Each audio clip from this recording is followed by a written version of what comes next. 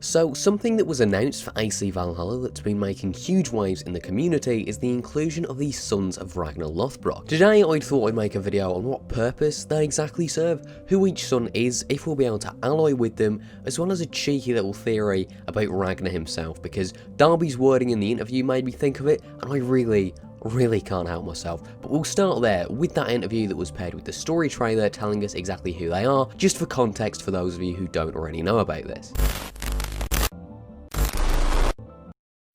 As Darby says, the Sons of Ragnar are Viking invaders who claim to be the sons of the legendary Ragnar Lothbrok, a Viking king who was killed by the Northumbrian king Ivar almost a decade earlier. The Sons of Ragnar, Ivar, Ubba and Halfdan, have been in England for over 5 years now, vowing revenge on the kingdoms and men who murdered their father. Each of the Sons of Ragnar has a unique and compelling personality.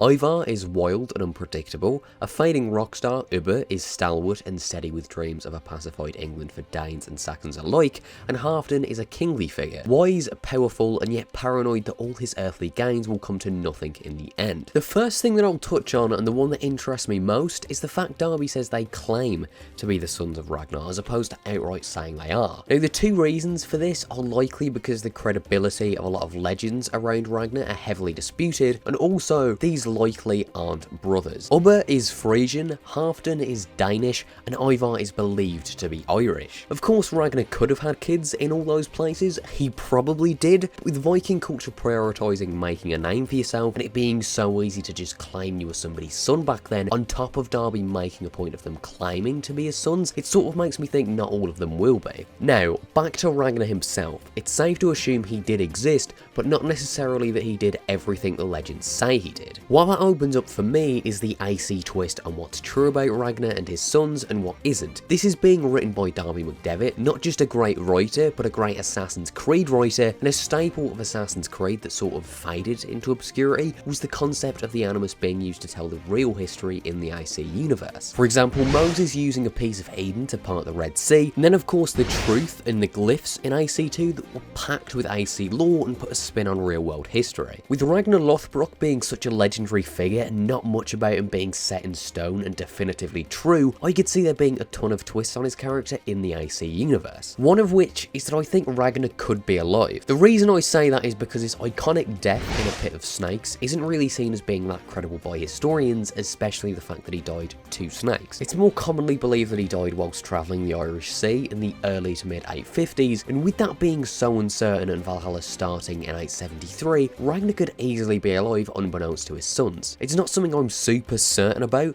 but it's something I think could happen. Anyway, onto the sons themselves, the most notable of which included in Valhalla is Ivar the Boneless, a phenomenal commander and the commander of the Great Haven Force. The interesting thing about Ivar is that he actually died in 873, which is when Valhalla starts. And according to the annals of Ireland, it was his disease that killed him, but I could easily see that being manipulated given that there's already a few different records of his death. Even if there was a definitive record, there's dialogue in AC1 which makes pretty much any recorded history open to interpretation by the given writers. Ubba was another very notable son of Ragnar, leading an invasion on East Anglia in 865. He took York the next year, which we know is a crucial location in Valhalla, and so much more. It's fairly accepted that he died in 878 to the Saxons in Contesbury down in the southwest. The last son, Halfdan, like his brothers, was one of the leaders of the Great Heathen Force, and even commanded them when Ivar went to Dublin. He notably took and fortified Reading. In 874 he conquered Mercia,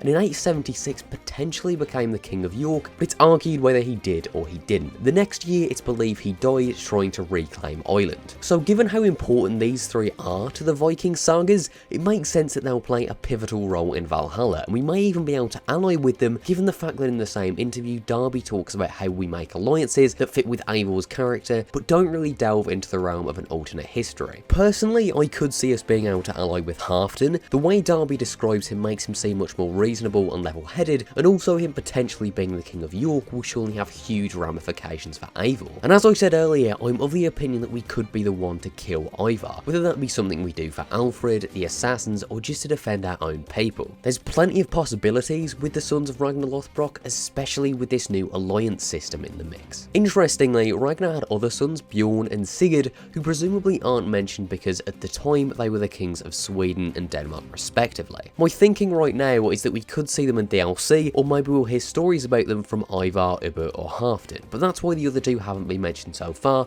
because they're not in England. I'd love to hear your guys' theories about what a role these three are going to play and how we'll affect them. I'm sorry this is a bit of a shorter one, but I didn't have a ton of time to make this, and I'm trying to keep up by daily uploads. But yeah, that's all for today. If you guys enjoyed, maybe leave a like, and if you didn't, maybe let me know why. Thank you guys for watching, and I'll see you all next time in another Assassin's Creed video.